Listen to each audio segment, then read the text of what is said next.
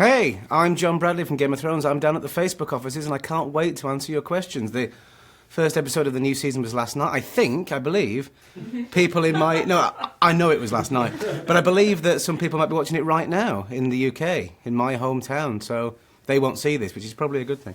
Right, here we go. First question.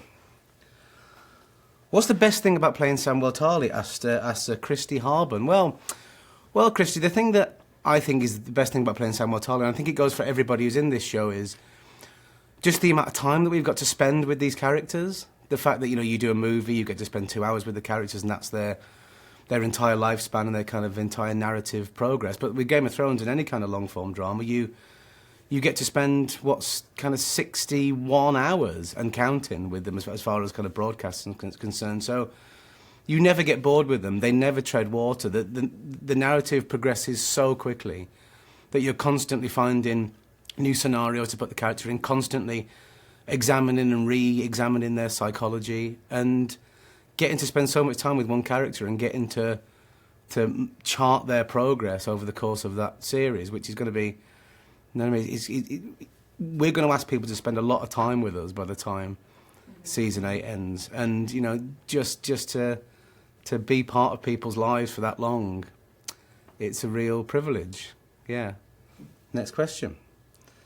Mark Donison, if your character is to be killed off, how do you want it to happen? Well, I've thought long and hard about this. I think it's something that we've all kind of thought long and hard about, being in something as cutthroat as Game of Thrones.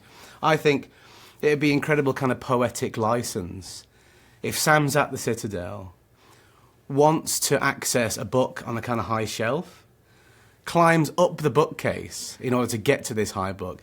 When he gets to the top, because these are kind of high bookshelves, right? Gets to the top, overstretches, overbalances to reach the book.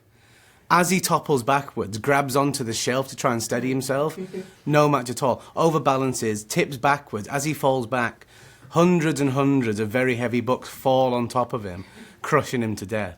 And the thing I like the most about that is the fact that Sam's gone to the Citadel to try and avoid conflict, to try and avoid war, to try and avoid weapons and violence. And in the end, it wasn't the weapons and violence that killed him, it was the books. It was the books that he loved so much. He'd have been safer on the battlefield. Turns out he's survived battlefields before. He just can't seem to be able to survive libraries. I think that would be the ultimate kind of kick in the balls that Sam has come to expect over his time in Game of Thrones. Next one. How long did it take to shoot the montage? Asked Charlie W. Longer than you could ever imagine, I think. It was... Oh. Great. Thanks very much. Yeah. To really make me feel at home. I'd like to thank David and Dan for giving me this opportunity. No. It took a surprisingly long amount of time. It took about 10 days. 10 days of scrubbing and retching and rhythmically putting books onto shelves, and it was a strange experience because our cast is so huge, and even though it is so huge, we normally do get to work with only a few people, but I was completely alone on set with the director and crew. Obviously, I didn't just selfie it. I just completely alone working on that sequence, and it was a tough one. And of course, because we had to shoot all these little separate beats to fit together, we didn't really know what we had on our hands, really. We were just shooting these tiny little 5-second bursts for 3 weeks, and had to trust the director and the editor that they had a plan for it and they were going to be able to fit it all together into what it became. But at the time, it was a kind of frustrating experience. And then I was just reminded last night by Brian Cogman, one of our producers and writers. He posted a tweet saying, reminding me that when I was shooting that sequence, the rest of the cast and crew were at the Emmys. Yeah, I know. Everybody else was in LA at the Emmys, picking up all sorts of awards in tuxedos, and I was struggling scraping human excrement out of a bedpan. And to be fair, it wasn't human excrement. You know, our budget does stretch slightly further than that. But it was the next rung down on the ladder of unpleasantness. It was a wet fruitcake. just in case you want to know how to recreate that. Every day's a school day, right? Next. Sheridan Louise Spencer, what would your ideal Sam spin-off be? Now I'm going to be kind to Sam on this one. I think Sam would really enjoy something a little bit akin to The Trip, or some kind of man versus food adventure. something with Sam in the modern world in 2017, going around sampling foods and basically making a pig of himself. I think he's undergone enough hardship over the course of Game of Thrones that he deserves a little treat like that. Nitya Sharma asks, what was your first thought when you were offered this role? Well, it seems like such a long time ago now. It was 7 years ago, and it was the first role I was ever offered. So there was a lot of thoughts, actually. I think it was probably slightly different than other actors being offered a part in Game of Thrones, because it was my first job. And I'd been offered my first job. Not only had I been offered my first job, but it was this huge HBO series with people like Sean Bean in it and Mark Addy in it. And then I wasn't really familiar with the books or the show or that entire world of Game of Thrones, but what I did know was that it was HBO. And HBO had kind of set a benchmark of the kind of gold standard of TV over the last few years with things like Sopranos and The Wire. So I knew the kind of calibre of show that it was. And I knew that for a first job it was pretty exciting. But, you know, I was just very, very excited. Very excited to be getting my first job at all. But the thing about being an actor is you're constantly worried that you're going to get found out. Constantly worried that, you know, when the time comes you're not going to be able to do the job. And that excitement quickly kind of calmed down and slid away. And then I was just left with an enormous sense of fear, really, and uncertainty that I'd be able to do the job at all. These people have put a lot of faith into me, and they've given me this opportunity. After, you know, doing 3 hours of camera training in 3 years at drama school, I was just slightly worried that I was going to let them down, as all actors are. You think you're going to get on the set and they're going to go, why on earth did we choose this guy? Surely there were other guys coming up for this. So it was a mixture of excitement, apprehension, and a kind of strange uncertainty that as an actor you never really shake off. But, you know, mainly excitement. And as soon as I stepped on set, met David and Dan, all of those doubts were kind of put at rest. And yeah, I've had the most amazing time. Getting kind of hot in here. Forgive me for having a little pat down with my little tissue here. All the glamorous jobs, right? Okay, next. If you could describe your character in this season in only one word, what would it be? Frustration. Frustration this year. As people who saw the episode last night can kind of put that into some kind of context. That sense of frustration is going to be exacerbated as the season goes on. I think that's the theme for Sam this year. What scene has been your favourite that you have filmed so far? Leslie Gannett, what scene?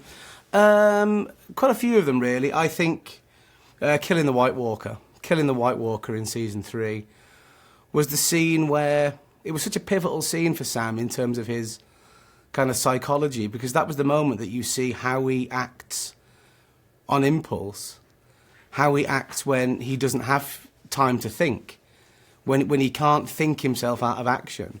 You see that he's a really brave guy, and you see that in that moment of impulse, he's actually, he does come to the fore, and he's not a coward, and he doesn't shrink into the background.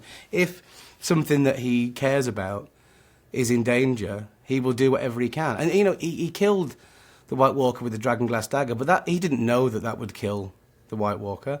His sword got shattered, and he was just literally panicking, scrabbling around trying to find a weapon to kill this thing with, and managed it. And that was the moment where Sam first started to get some kind of idea of just how brave he can be.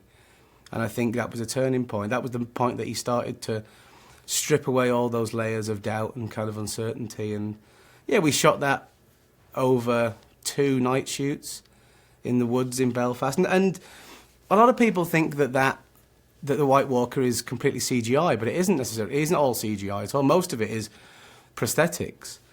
So you're looking into the woods and they're shooting over your shoulder, And you can genuinely see this thing start to make its way through the forest towards you, and that's when you really start to feel in the moment. Because, of course, all the cameras are behind you. You've got this woodscape in front of you, and you can see this thing coming towards you that you're supposed to be terrified of. So that's the moments. There are very few of them, but that's one of the moments in acting where you really start to immerse yourself in it and you live it, and there's nothing that you can see even in your peripheral vision that's going to kind of pull you out of that. It was amazing to shoot that. Yeah, I'll never forget shooting that. Next question. What do you feel is Sam's greatest strength and weakness? Sam's greatest strength is definitely his courage, his noble heart, his desire to always do right, his protectiveness over the things that he loves, his loyalty. And in terms of weakness, I'd say the fact that he doesn't believe just how good he can be. It's a huge weakness in him that, you know, he was told ever since the day he was born that he was a coward and he was worthless and he's never going to affect the world in any kind of positive way because he can't swing a sword. He's a disappointment to his father. And if that's all you ever hear, and you hear from somebody who's supposed to be in charge and somebody who you should have respect for and somebody you defer to, then you're going to believe it. And I think Sam's just believed it for so long that he's been swamped almost by these layers of uncertainty and crippling self-doubt. And so if I can identify a weakness in Sam, it is the fact that he doesn't see himself the way others see him. And Jon and Gilly see just how brave and how worthwhile Sam can be, but Sam's always going to be the last one to believe it. But I think in recent seasons, you've seen him start to believe that more, and he's stripping away all of those layers and getting to the beating heart within him, which is a very kind of heroic and courageous one. So his strengths are his strengths, and his weakness is that he doesn't acknowledge his strengths. Next one, Brit Bella Armento, what a beautiful name. Who do you think would best rule over the Iron Throne? This isn't me just in kind of blind loyalty to my friend and my colleague, but I think Jon Snow would be the best man for the Iron Throne, just because we've seen him lead before, and when he leads, he doesn't take decisions lightly. He always does things what he considers to be for the right reason. He does take risks, but he measures up the pros and cons, and I think he's the man who would have everybody's future kind of in the safest hands. He's very, very set on family. He knows the importance of family. He knows the importance of loyalty. And it may be a nice little cushy number for Sam as well. Who knows? Right.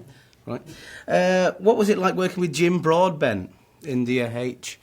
One of the proudest moments of my life, I think, when I found out that I was going to be working with Jim Broadbent. But like I said before, it's that thing of excitement quickly subsidised, and excitement quickly subsides, and you find yourself having Jim Broadbent to act with. And the initial excitement is, oh God, I'm going to be working with Jim Broadbent, amazing. And then you think, oh God, I'm going to be working with Jim Broadbent. How on earth am I going to kind of hold my own against this guy? They've really kind of thrown me to the lions here. I'm a big football fan, and sometimes you dream about playing for your team. You dream that Manchester United pick you out of the stands and say, "Come, we're short by 1. Come and join us." But you know deep down that if you were to do that, you'd make an embarrassment of yourself, and everybody would be there to see. So that's how I kind of felt working with Jim. It was a compliment that they gave me Jim to work with, but I just hoped that I didn't kind of embarrass myself. And I hope I didn't. And the thing about Jim is, you know, he's Jim Broadbent, and he's got this incredible career, and he's won Oscars, and he knows who he is, and he knows how good he is. So when he came onto the set, there was no ego games, there was no diva-ish behaviour. He doesn't need to stamp his authority on that set. Everybody knows who he is, and he was so kind and supportive and patient, and we really kind of worked together and found our rhythm with each other. And yeah, I think we both had a great time. When he left the show, maybe not left the show, but when he wrapped for the season, I said, "It's been a lot of fun, Jim," and he said, "It has been a lot of fun." And you know, if you can make Jim Broadbent still find acting fun after everything that he's done and everything he's achieved and the kind of length of career that he's had, then I'd take that to be a huge compliment. So yeah, it was working with Jim was one for the highlight reel, most definitely. Ryan Joss, chocolate or strawberry milk? Strawberry. Next question. It's strawberry, isn't it? I've never found chocolate to be something. I can take or leave chocolate, and I think chocolate milk makes me thirstier than having nothing to drink. It really kind of clogs my throat up. So if I was going to go chocolate or strawberry milk, it's strawberry. So, I mean, these are the kind of PR games you've got to play these days. Sorry to fans of chocolate milk. Please don't take it personally. But my allegiances are always to strawberry. All right? Covered? Great. Who was your favourite character? I'd always say Lord Varys. Lord Varys is my favourite character because of the way that Conleth plays him. Conleth Hill, one of my favourite actors on the show. Just so much poise and just such a care of the word and such a care of language, and really drains every single second of quality out of every single bit of screen time that he has. But also, I find characters who are powerful in the background to be really fascinating. You get people who are obviously the powerful ones, the kings, people like Joffrey, the people who are the public face of power. But it's the players behind the scenes who have their ear and who can get what they want through kind of manipulation and. Sorry, my publicist is sneezing. You can get what they want via manipulation and by manipulating things in the background. And I find those to be fascinating because they're the people with the true power, but they're never in the kind of firing line when it comes to pointing fingers and accusations and stuff. So I find those people to be really fascinating. Conleth plays it so well, and just another one of those fascinating characters that we have in Game of Thrones who could be a lead in anything else. You know what I mean? I'd love to see Lord Varys be a lead in something, but it's such an embarrassment of riches in Game of Thrones that we have him in other people's scenes, just kind of fleshing out that world and giving it that detail. Yeah, Lord Varys for me, 100%. Bit of sweat there. Won't be a second. What is Sam's favourite food and what is yours? I think Sam's very, very much into the carbs. I think he loves a carb. I think he's. I'm not sure pasta exists in Game of Thrones, but if he did, he'd be all over it. Yeah, I think breads. I think he loves a sandwich. He loves a sandwich platter. My favourite food, anything. No, anything. Sushi. I like a lot. I like things that are different. I like things that challenge the mouth. I don't like my mouth to get complacent. I like to be. I like to be challenged, and I like foods that confuse me. You know what I mean? In the way that sometimes sushi can start with one flavour, and then it's like a kind of time bomb, and it's like they've designed it to release another flavour 10 seconds down the line, and I find the theatre of that quite interesting. And food. You need food to survive, but food can be so much else. Food can be a theatrical experience for me, and that's when I kind of get most satisfaction from it. But short answer is basically anything. If you want to send me anything, I will eat it. Serena Pants, do you admire your character?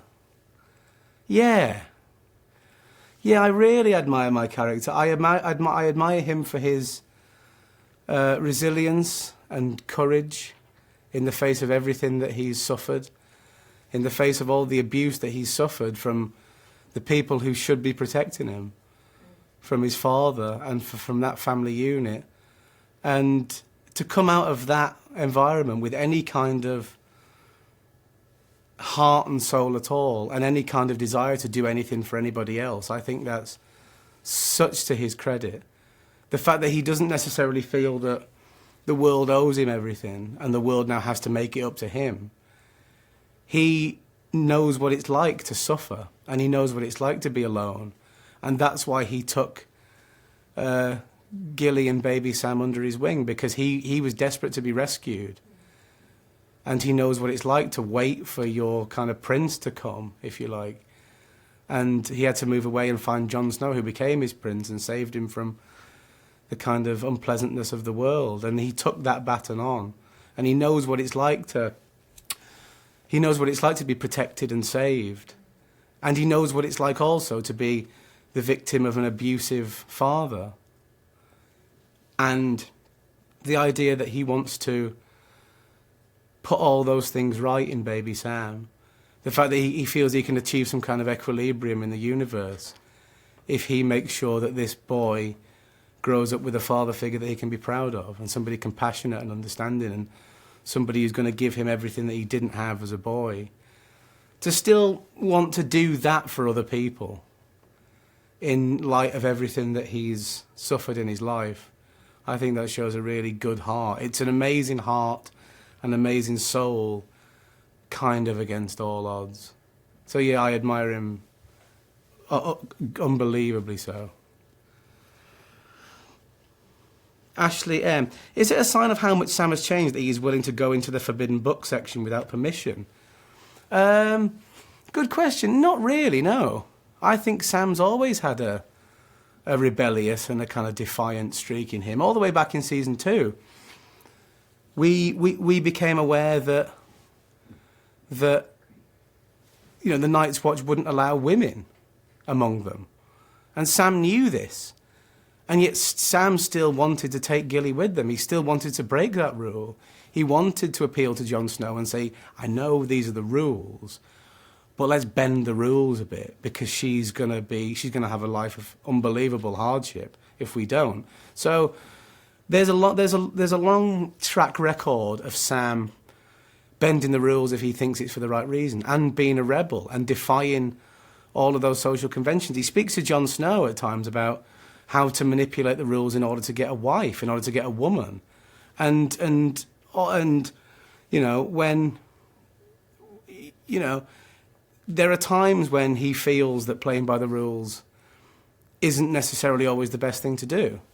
And especially for institutions that he has contempt for, he really became quite contemptful of the Night's Watch because they didn't believe him when he said he killed a White Walker, and they tried to rape the woman he loves the most in the world, and they beat him up. He lost love for the Night's Watch. He lost all respect for them, and he stopped playing by their rules because he realised that, you know, their rules, they're only words on paper, and in the real world they aren't necessarily the best way to do things. And he feels that about the Archmaesters as well. He feels that, you know, the way they do things is slowing progress down, and they're not using academia and knowledge in the way that Sam wants to. They're wasting time. So as soon as Sam realises that people have got their priorities all wrong and they're obeying rules for the sake of it, Sam's always been perfectly willing to disobey rules if he thinks that's the best and noblest course of action. That is completely consistent with everything we know about his character so far, I think. Okay, Eleanor L.